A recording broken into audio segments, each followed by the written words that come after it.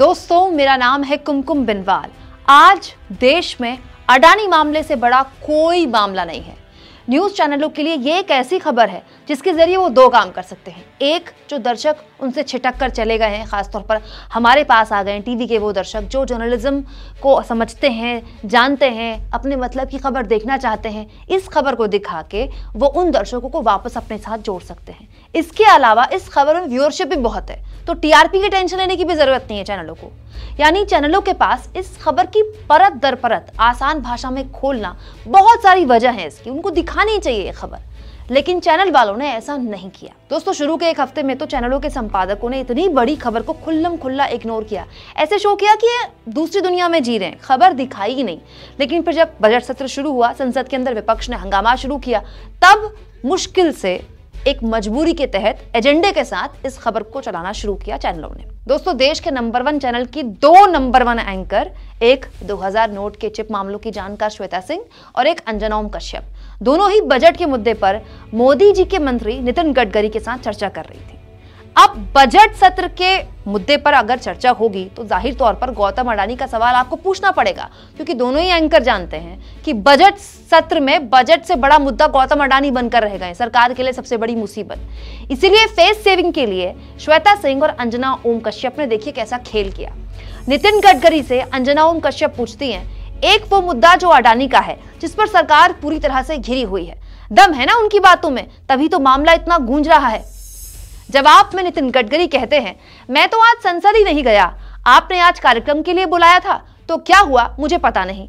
विपक्ष का काम ही ये है, कितना भी अच्छा होने के बाद भी वो बोलते ही हैं कि ऐसा क्यों हुआ, वैसा क्यों हुआ, मुद्दे तो चलते रहते हैं। एक बात जरूर है कि आम आदमी को क्या लगता है। मैं आज हवाई जहाज से आया तो इतने लोग मेरा फोटो निकाल रहे थे, मैं कोई फिल्म एक्टर तो नहीं, वो सब लोग कह रहे थे कि मेरे गाँव में रोड कितना अच्छा बना। फिर नितिन गडकरी अंजना ओम कश्यप और श्वेता सिंह से पूछते हैं, आप मुझे बताइए ना, आप में से बहुत से पत्रकार यमुना के पास अक्षरधाम के उधर रहते थे, पहले रोड कैसा था? अब सारे पत्रकार मुझे संसद में मिलते और बताते हैं कि पहले आने में 1.25 घंटा लगता था और अब तो हम 20 मिनट में पहुंच जाते हैं। इसके बाद तपाक से नितिन गडकरी के हाँ में हाँ मिलाते हुए श्वेता सिंह बोल पड़ती है, अब तो उस इलाके को ट्रांस यमुना कहा जाता है, पहले दूसरी तरफ को कहा जाता था। इसके बाद अंजना ओम कश्यप नितिन गडकरी से कहती हैं, आपने पहले पता कर लिया पत्रकार कहाँ रहते हैं, फिर उस इलाके की रोड बनवा दी, मल्टी लेन। जवाब में नितिन गडकरी अंजना ओम कश्यप से कहते हैं, ऐसा नहीं है, आप मुझे बताइए आपका घर कहाँ है, वहां भी बना देंगे। वाह, क्या गजब की डिबेट चल रही है। नहीं, अडानी जैसे गंभीर मामले पर, जिस पर सरकार से पूछने के लिए सवालों की इतनी लंबी लिस्ट है कि वक्त कम पड़ जाए, उसे अंजना ओम कश्यप और श्वेता सिंह जैसे एंकरों ने सड़क पर लाकर खत्म कर दिया। पत्रकारों के लिए कितनी अच्छी सड़क बनी, हंसी मजाक किया और बात खत्म हो गई। आपको क्या लगता है ये सब संयोग है? ना, इस एक सवाल से अंजना और श्वेता जैसे एंकर अडानी पर सवाल पूछने का नाटक भी कर लेते हैं, फेस सेविंग भी कर लेते हैं। देखिए, हमने अडानी पर सवाल पूछ लिया और बड़ी होशियारी से सरकार के कद्दावर मंत्री जो एक्चुअली में ऐसा जवाब दे सकते हैं जो सरकार को मुश्किल में डाल सकता है, या जिनके पास शायद जवाब देने के लिए जवाब ही ना हो, उनको सवाल से बचने का भरपूर मौका दे देते हैं।